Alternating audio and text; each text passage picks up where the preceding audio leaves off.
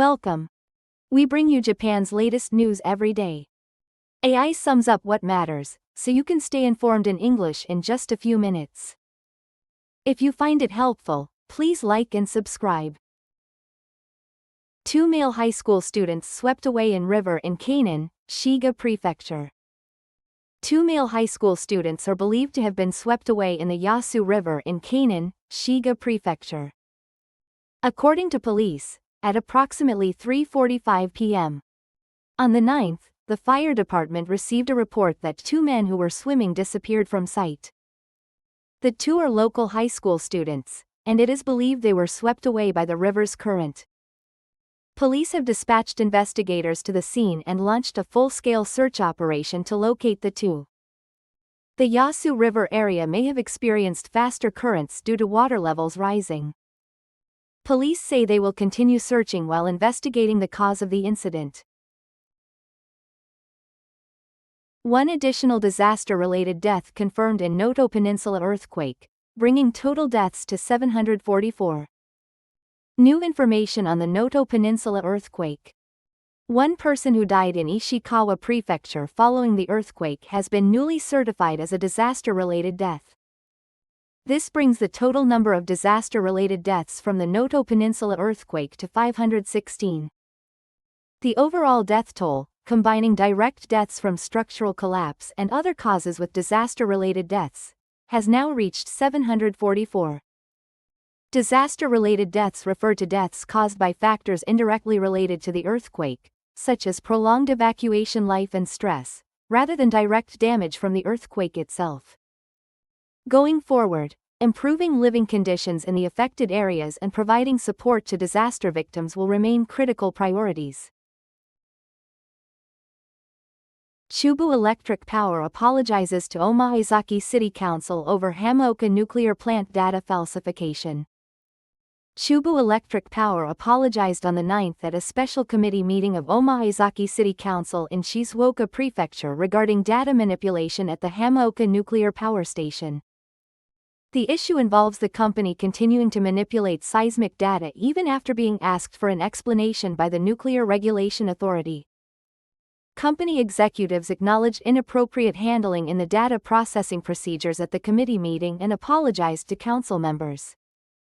The company has indicated its intention to undertake a fundamental review of its data management system and strengthen measures to prevent recurrence.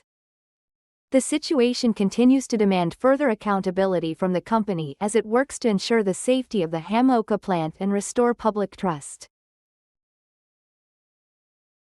House Constitutional Affairs Committee holds second discussion on electoral district mergers and local governance. The House of Representatives Constitutional Affairs Committee held its second discussion on electoral district mergers, known as Gappuku, which have been implemented in upper house elections, as well as the future of local governance. The Gappuku system consolidates multiple prefectures into a single electoral district to address population decline.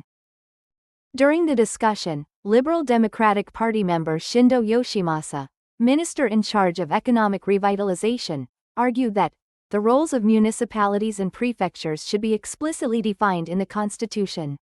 Meanwhile, other committee members raised concerns that the Gappuku system makes it harder for local representatives' voices to be heard in the Diet. Constitutional amendment requires approval from more than 2/3 of Parliament, and further debate is expected to deepen going forward. Picture book author Akiko Hayashi, creator of My First Errand, passes away at 81. Akiko Hayashi, a beloved picture book author who created numerous works cherished across generations including My First Errand and Good Evening, Moon, passed away on the 1st of this month from pneumonia.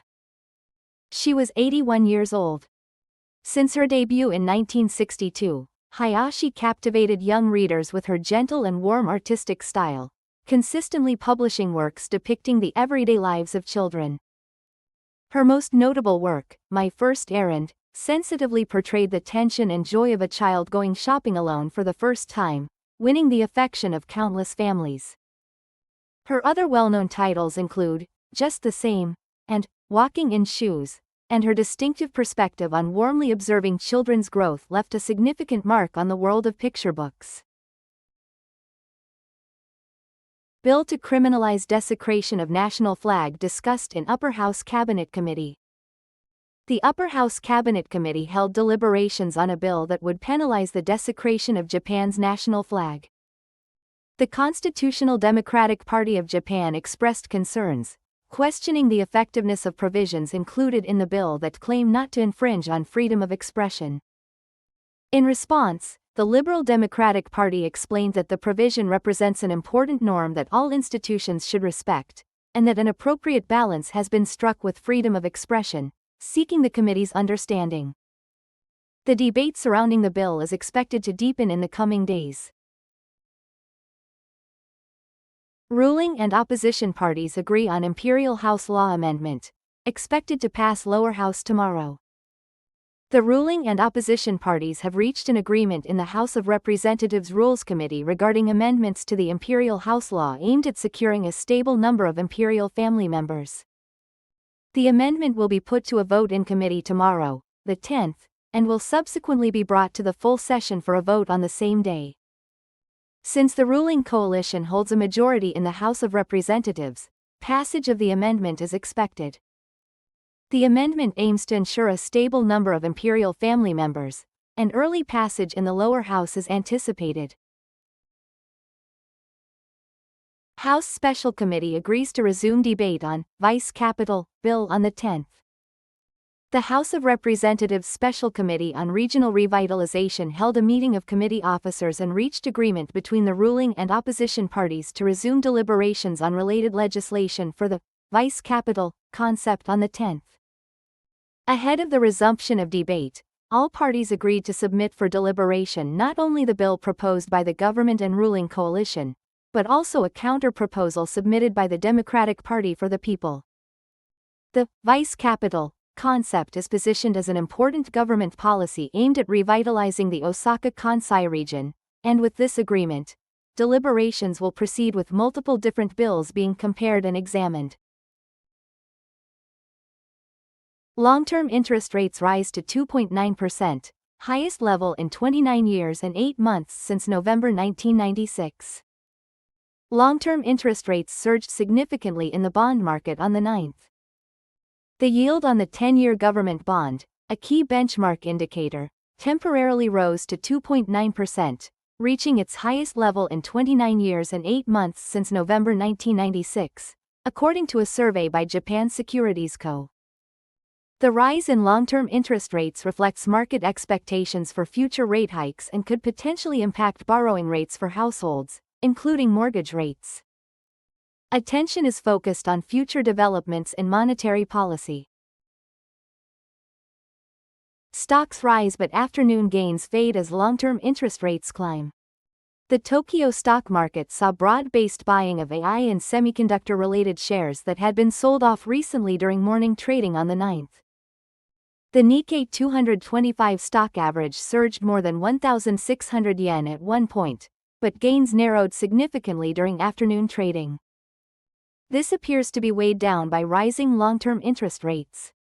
Investors sold shares amid concerns over increased corporate financing costs due to the rate hikes. Going forward, the balance between interest rate trends and corporate earnings outlooks is likely to be a key factor in determining stock price movements. Suzuki recalls over 500,000 vehicles including Spacia, across 4 models. Automaker Suzuki has filed a recall notice with Japan's Ministry of Land, Infrastructure, Transport and Tourism for over 500,000 vehicles across 4 models, including the K-Car, Spacia. A defect has been discovered in certain engine components of the affected vehicles, which in worst-case scenarios could result in the vehicle becoming unable to run. Suzuki is urging affected customers to have their vehicles serviced promptly. Given the serious safety implications, owners of affected vehicles are advised to contact their dealers as soon as possible. 2 weeks after major earthquake in Venezuela, interim president emphasizes commitment to reconstruction. 2 weeks have passed since a massive earthquake exceeding magnitude 7 struck South America's Venezuela last month.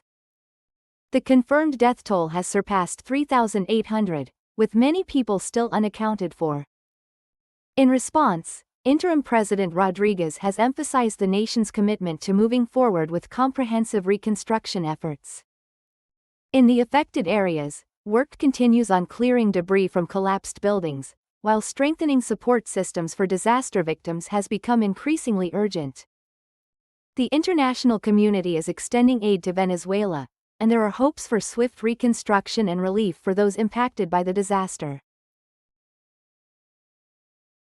President Trump says, attacks will be short-term, as U.S. and Iran trade blows. Tensions in Iran continue to escalate. U.S. Central Command launched additional strikes on the 8th, following attacks the previous day. Explosions have been reported across Iran, with casualties also being confirmed. President Trump indicated that the current series of attacks would be short-term in nature. Meanwhile, Iran's revolutionary leadership has shown no signs of backing down from its strong opposition to American military operations. The confrontation between the U.S. and Iran is intensifying, and the situation is being closely monitored. Concerns are also growing about the possibility of further escalation in tensions between the two nations.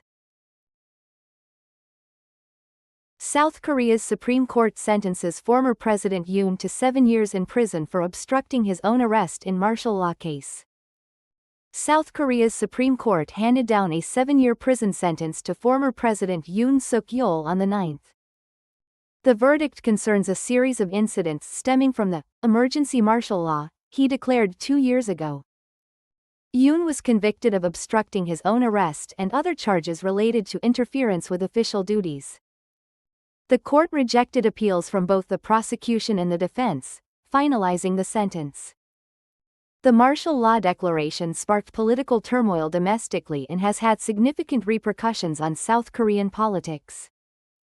Former President Yoon is expected to review his response options regarding the details of the verdict. U.S. Central Command launches additional strikes against Iran. Trump says he hit them hard. The U.S.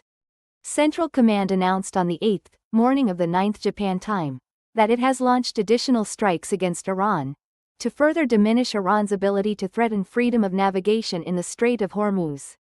President Donald Trump subsequently told reporters that Iran had been hit hard. According to the U.S. military, a total of 170 targets were struck over 2 days on the 7th and 8th. The Central Command stated on social media, under the direction of the Commander-in-Chief, U.S. Central Command has initiated additional strikes to further diminish Iran's ability to threaten freedom of navigation in the Strait of Hormuz. America will hold Iran accountable for recent unjust attacks against commercial vessels and civilian crews that were freely transiting this critical international waterway. Aboard Air Force One, Trump told accompanying reporters, "We just hit them hard. I think we hit them at a 20-to-1 ratio, Trump said, adding that, if they hit us, we hit them back 20 times. This is more about denuclearization of Iran than war, Trump stated, further saying, what we're doing to prevent Iran from having nuclear weapons is something everyone should support. Trump also claimed that America has already achieved military victory, and that Iran has almost nothing left, noting that Iran just called a moment ago. He saw Iran is desperately trying to make a deal, but added, the problem is, even if we reach an agreement, we don't know if they'll respect it. Trump approves licensed production of Patriot missiles for Ukraine. By Laura Ghazi and Sarah Rainsford, Eastern Europe correspondent, Kyiv. U.S. President Donald Trump announced on the 8th that he will grant Ukraine the right to produce the air defense missile system Patriot. For Ukraine, this move strengthens its defense against Russian ballistic missile attacks. Trump attended a NATO summit in Ankara, Turkey on the day and held talks with Ukrainian President Volodymyr Zelensky. Trump proposed to Zelensky that he would grant production licenses for the Patriot system, saying, Once it's explained, they'll be able to start production right away. Trump also said he has not yet informed major U.S. defense contractors Lockheed Martin and Raytheon of his decision, but added, "I think it will work out." Trump further stated that by granting production licenses, it would prevent Ukraine from complaining that, "We are not giving them enough Patriots."